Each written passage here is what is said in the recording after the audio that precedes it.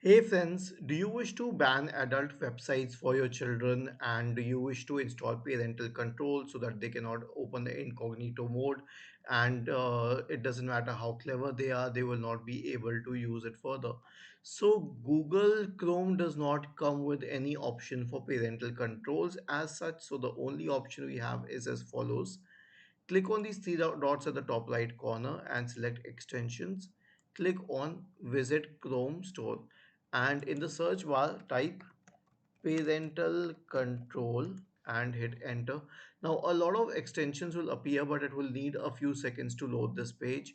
It's not because my system is slow, but Google Chrome works in this manner that it will try searching for each and every option when you type that. So we have a lot of parental control applications here.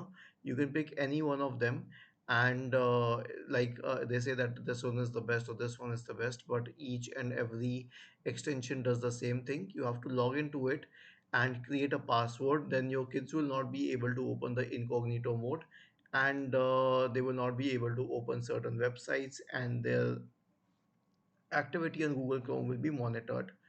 Isn't this easy and interesting? If it was helpful, then please let us know in the comment section and feel free to subscribe to the channel. Do not forget to uh, let us know your opinion on this.